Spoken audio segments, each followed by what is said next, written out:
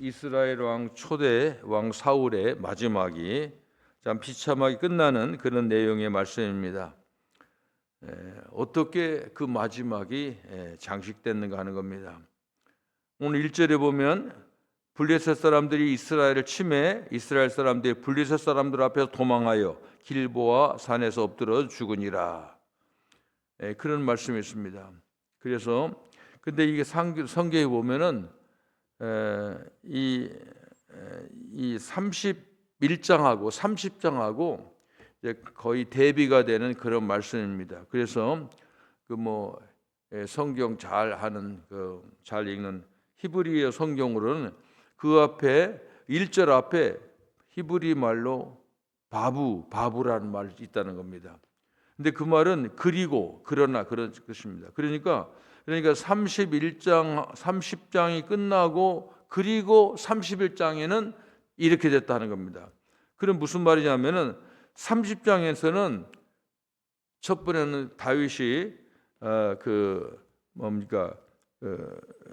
아멜렉 사람들에게 침노를 당하고 패전한 것 같지만 다윗은 승리했지만은 그러나 그리고 31장에 사울 왕은 망했다. 이렇게 비교를 하기 위해서 그런 말을 했다. 이렇게 쓰는 겁니다. 30장 1절에 보면 그렇게 되어 있어요. 다윗과 그의 사람들이 사흘 만에 시글락에 이른 때에 아말렉 사람들이 이미 네겝과 시글락을 침노하였는데 그들이 시글락을 쳐서 불사르고, 여기까지 보면은 다윗이 진 것 같아요. 그런데 나중에 다윗이 들어가 가지고 전부 자기 가족들, 자기 부하들의 부녀자들, 아이들 다 회복하고 전리품을 해서 대승을 하는 그런 겁니다. 그러니까 31장 1절은 이스라엘 북쪽의 그 길보아 산에서 블레셋과 이스라엘의 전투한 장면이라고 하면 30장 1절은 남쪽 지방에서 다윗과 아말렉 전투를 다루고 있습니다. 그런데 이게 비교가 되는 거예요. 30장은 다윗은 승리하고 30장은 망하는 겁니다. 이런 것을 성경은 우리에게 보여주고 있다고 하는 겁니다. 다윗과 그의 사람들이 먼저 공격해서 전쟁에서 아까 얘기한 사람들로 아말렉 사람들이 승리한 것처럼 보이지만은 나중에는 전부 와서 아주 대승을 합니다. 사실은 30장에 보면 이 다윗이 거의 망한 것 같아요. 와서 보니까 전쟁에 돌아오고 보니까는 이 아이들, 부녀자들, 다윗의 두 아내 다 잡혀갔어요. 그러니까 다윗과 함께 한 사람들이 다윗을 죽이려고 합니다. 원수라고. 그런데 이제 다윗이 나중에 가서 완전히 그 적을 섬멸하고 다 가족들 한 사람도 다친 사람도 없이 회복하고 또 전리품이 굉장히 크게 대승하고 돌아온 그런 얘기입니다.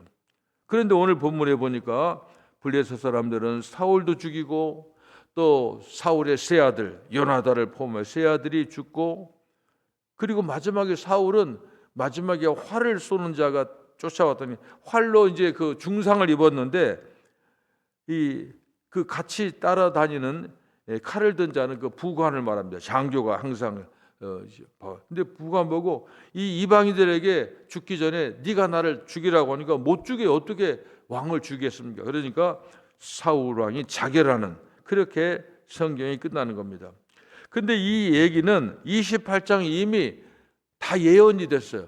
죽은 사무엘이 이제 그 영원히 올라와 가지고 그 얘기하는 겁니다. 어제 제가 설교를 하면서 죽은 사무엘에 대한 얘기를 했는데 어제는 그러니까 제가 좀 설명을 해야 될 것 같아요. 이 사무엘상 28장은 난해한 장입니다. 해석하기 좀 어려운 거예요. 왜냐하면은 무슨 사울 왕이 자기가 답답하니까 거기 그 엔돌에 사는 무당, 여자 무당한테 찾아가 가지고 사무엘이 너무 그리운 거예요. 사무엘을 좀 불러달라는 겁니다. 그래서 그 사무엘이 사울 왕이 그렇게 요구하니까 여자 무당이 사무엘의 영혼을 불러내는 겁니다. 근데 우리가 어저께 그것은 좀 정리를 해야 될 게 뭐냐면은 그게 사실 가능한가? 성경에 어떻게 귀신 초혼 부르는 게 성경에 있는가? 우리가 이런 것은 해석하기 어렵습니다. 그런데 이것은 이건 성령이 한 게 아니고 이건 분명히 악령에 의해서 행하신 것이고, 이 악령의 속임수에 불과하지만은 하나님께서는 자신의 뜻을 알려주기 위해서 그런 것들을 수단으로 사용할 수 있다고 합니다. 하나님은 악령, 성령 다 부린 겁니다. 그러니까 이걸 우리가 알아야 됩니다. 그래서 어제 그 여자 무당이 죽은 사무엘의 영혼을 불렀다고 하는 것은, 그것은 이 악령의 역사라고 하는 것을 우리가 알아야 됩니다. 여기서 왜 그런 것을 우리가 알 수 있냐면은, 주목할 것은 뭐냐면은, 하나님께서는 어떤 심판하고 할 때는 항상 이 회개를 하면 구원을 하는, 하나님 목적은 벌 주고 심판하는 목적이 아니에요. 그대가 잘못되고 돌아섰을 때는, 회개할 때는 구원하는 것이 바로 하나님의 구원의 사역이기 때문에, 그러니까 거기에서는 28장에는 그냥 죽은 영이 사무엘처럼 등장한 영혼이 사울 왕이 내일 다 죽는다. 그렇게 나쁜 말이지 구원이 없습니다. 그래서 우리가 이것을 그렇게 말해야 되는 겁니다. 그러니까 악령들은 파괴는 할 수 있지만은 구원의 능력이 없다고. 그러니까 이 성경을 보면 우리가 하나님을 성령 하잖아요. 영의 세계는 악령이 분명히 존재한다는 것을 말해주고 있습니다. 그리고 또 하나님께서는 악령까지도 하나님의 뜻을 펼치기 위해서는 그렇게 사용한다고 하는 겁니다. 이런 이유로 이 접신녀가 그 무당이 사무엘의 영혼을 부른 것은 진짜 사무엘의 혼이 될 수 없다고 하는 것을 먼저 전제해야 됩니다. 그래서 이 종교개혁자 루터나 칼빈은 이 사무엘상 28장을 이렇게 말합니다.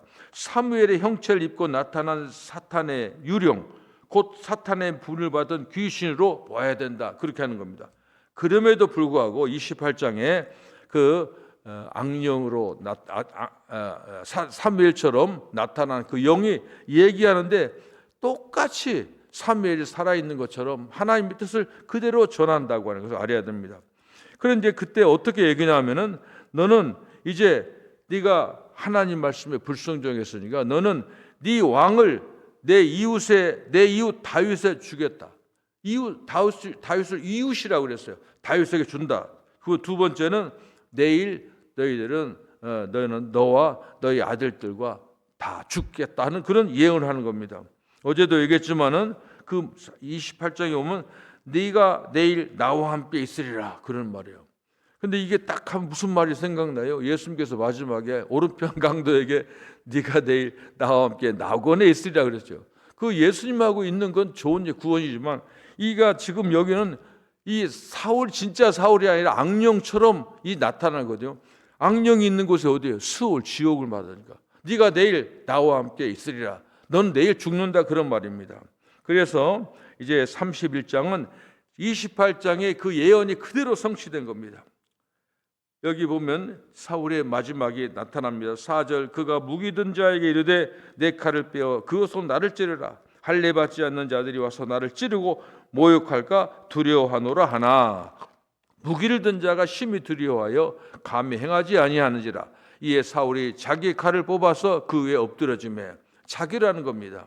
사울과 세 아들은 다 죽고 맙니다. 그리고 죽는 게만 아니에요. 마지막도 무슨 삼국지 보는 것 같아요. 목이 잘리고 시체들을 성벽에 모으고, 아주 벳산이라고 하는 거기다가 시체를 모욕하고, 이런 것들을 여기서 보고 있다고 하는 겁니다. 결국 이 말은 무슨 말이냐? 이건 사울 왕의 마지막이 아주 비참하게 죽었다고 하는 겁니다. 그리고 이런 걸 보면서 또 블레셋 사람들이 그렇게 하는 이유는 이제 이스라엘 민족을 모욕하고 하나님을 믿는 민족을 모욕하고 하는 그런 겁니다. 징표입니다. 그런데 11절에 보면 길앗 야베스 주민들은 블레셋 사람들이 사울에게 행한 일을 듣고 그랬습니다. 이 사람들은 그 말을 듣고 다 도망갔지만은 이 길앗의 야베스 주민들은 사울의 시체를 다 거둡니다. 상당히 다 도망간 데 와가지고 그들을 이제 그 시체를 거두어서 화장을 하고, 그리고 완전히 하는 겁니다. 근데 그것은 보면 3일 11장에 보면 길앗 야베스 주민들은 사울 왕에게 큰 이 은혜를 입은 사람들입니다. 왜냐하면은 암몬족의 나하스가 이제 그 야베스 사람들에게 전쟁을 선포하고 위험에 빠졌을 때 사울 왕이 와가지고 그들을 구원하는 겁니다. 그래서 그 전쟁에서 사울 왕이 승리하는 계기를 통해서 사울이 왕으로 이제 세워지게 되는 겁니다. 그래서 길앗 야베스 주민들에게 사울을 너무도 특별한 존재로 했기 때문에 목숨 걸고 자기들을 살려준 이 사울 왕을 이제 마지막을 이제 그들이 다 잘 시체들을 잘 수습을 하는 것을 볼 수가 있습니다. 오늘 본문을 통해서 우리가 한 가지 생각해 볼 것은 이것입니다.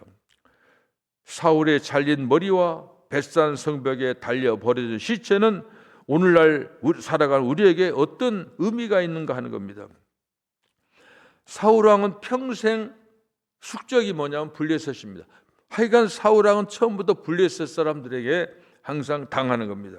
늘 블레셋을 두려워하고 전쟁할 때도 두려워하고 이것이 사울의 일생이었습니다. 그리고 이 블레셋 사람에 대한 이 두려워하는 반면에 이 다윗은 항상 블레셋과 싸움을 이기고 블레셋을 전혀 두려워하지 않습니다.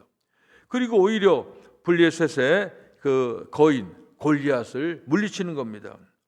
그러니까 사울은 항상 블레셋을 두려워했는데 다윗은 그렇지 않다는 겁니다. 늘 승승장구합니다. 그래서 사람들은 블레셋과의 전쟁에서 골리앗을 죽이고 돌아온 다윗을 향해서 사울은 천천히요, 다윗은 만만이다. 그러니까 이 사울은 항상 이 블레셋을 두려워한 사람이에요. 그것이 나타나는 겁니다. 그리고 결국 사울은 블레셋과의 전투에서 마지막에 두려워하고 무서워하다가 마지막에 자기도 죽고 자기 세 아들도 죽고 말았다고 하는 겁니다. 그렇다고 하면 무엇이 사울로 하여금 평생 블레셋 사람들을 두려워하게 했을까 하는 겁니다. 왜 두려워했느냐? 이유는 딱 한 가지입니다. 사울은 하나님 안에서 살아가지 않았습니다. 그리고 하나님 안에서 살아가려고 애쓰지 않았습니다. 왕인데도 처음부터 하여간 그가 이상하게 그 사울이 정신이 이상하게 된 것은 다윗이 나라를 구해서 블레셋 골리앗 장군을 무찌르고 나라를 구하면 1등 공신이고 이게 춤춰야 되잖아요. 그런데 이 돌아오는데 이 노래가 잘못돼. 가사가 사울은 천천히요 다윗은 만만이다. 이때부터 시기가 나고 질투가 나고 악령이 들어가다 보니까 완전히 생각이 이상해. 그 다음부터 계속해서 하나님을 생각하지 않는 겁니다. 그리고 상황에 따라서 하나님 믿는다고 하지만 하나님이 밖에 있어도 괜찮다. 항상 하나님을 모셔야 되는데 하나님을 밖으로 내쫓는 겁니다. 하나님 말씀에 청종하지 않았습니다.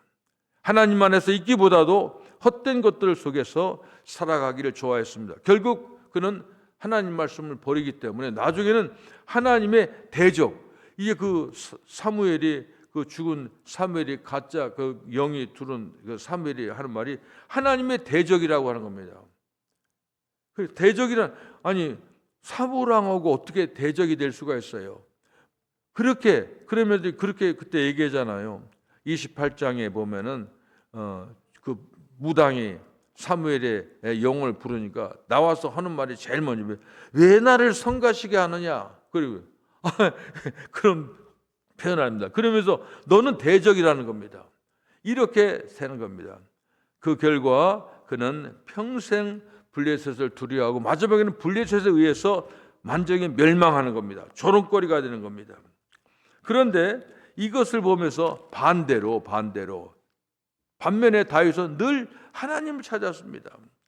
하나님의 힘을 얻었고 그리고 하나님께 용기를 얻었습니다. 시편 18편 1절 나의 힘이 되신 여호와여 내가 주를 사랑하이다. 항상 하나님 하여간 범죄하고 다윗이 간음하고 살인하고 범죄하고 항상 그럴 때마다 항상 제일 염려하는 게 제발 하나님 영이 떠나지 마옵소서. 이렇게 항상 하나님을 사모했다고 하는 겁니다. 이런 걸 보면서 참으로 우리가 사울 왕과 다윗을 비교하면서 항상 우리가 생각할 것은 하나님 안에 있느냐 밖에 있느냐, 이것이 중요하다고 하는 겁니다. 시편 84편 10절에 보면 주의 전에서 한 날이 다른 곳에서 사는 천날보다 나은지요. 내가 그러므로 내가 하나님 집에 문지기로, 다른 문지기가 됐다는 겁니다. 문지기라도 하나님 안에 있으면, 성전 안에 있으면 나는 그게 좋다고 그는 그렇게 노래하는 겁니다. 이런 것을 우리가 한번 생각해 봐야 됩니다. 우리가 오늘 본문을 통해서 사울과 다윗을 우리가 비교해 보면서 하여간 하나님 안에 있는가, 그러니까 우리가 성경에 보면 예수 안에서, 하나님 안에서, in Christ, 그리스도 안에서, 이게 항상 따라다니는 말입니다. 이게 아주 막 붙어 있는 말이에요. 밖이 아닙니다. 하나님 밖에 있는 것은 망하는 기고 하나님과 대적하는 것이고, 하나님 안에 있는 것은 하나님과 함께 사는 것이고 승리하는 겁니다. 그래서 우리는 오늘 이 본문을 통해서 사울의 삶을 반면 교사로 삼아서 이런 걸 보면서 배워야 됩니다. 하나님 안에서 살기를 늘 애써야 되는 겁니다. 방법이 없어요. 그런 겁니다. 상황에 따라 언제라도 하나님 밖에서 살아야 된다고 하는 이런 생각, 자기가 자기 어떤 상황에서 자기 그냥 해석하고 이런 것은 좋은 방법이 아니라고 하는 겁니다. 그래서 이러한 삶은 바로 사울의 삶이고 이것이 그를 멸망하게 하는 겁니다. 항상 우리는 이런 기도로 하루를 시작합니다. 과연 나는 오늘 또 하나님 안에 있는가? 이런 생각해야 됩니다. 이 말을 제가 쓰는 말로 우리가 오늘 또 복음 안에 있는가 하는 겁니다. 하나님이 나를 위해서 해준 일을 생각하고 사는가?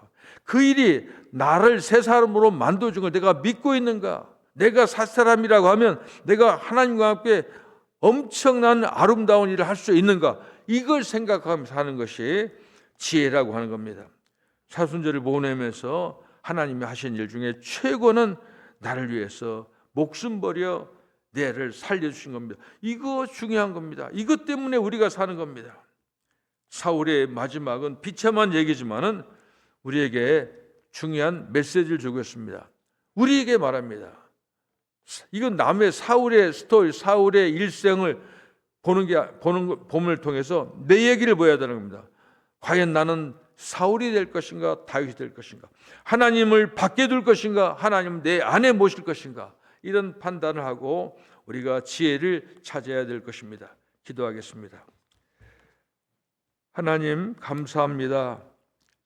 오늘 또 저희들이 하나님 전에 나와서 말씀을 저희들이 함께 배우면서 하나님이 원하시는 것이 무엇인지 그런 것을 우리가 깨닫기를 원합니다. 참으로 사람들이 볼 때는 잘생기고 똑똑하고 훌륭한 왕이었지만 하나님의 영이 떠나면, 그리고 하나님을 밖에 두면은 참으로 이거 끔찍한 비극을 맞이하는 것을 봅니다. 반면에 다윗은 언제나 힘들고 어려워도 사울 왕에게 10년을 도망 다니면서 어려운 환경 속에도 언제나 하나님 붙들고 늘어지는 것처럼 하나님을 간절히 찾는 이 다윗을 본받아서 오늘도 저희들이 복음 안에 살기로 합니다. 하나님께서 저희들을 참으로 에베네셀 하나님으로 우리를 도우시고 지금도 우리를 살려주시고 앞으로도 함께 하실 과거, 현재, 미래의 하나님으로 그 하나님 안에서 하나님과 함께 살아가는 저희들이 될 수 있도록 하나님 도와주시옵소서. 예수님의 이름으로 기도합니다. 아멘.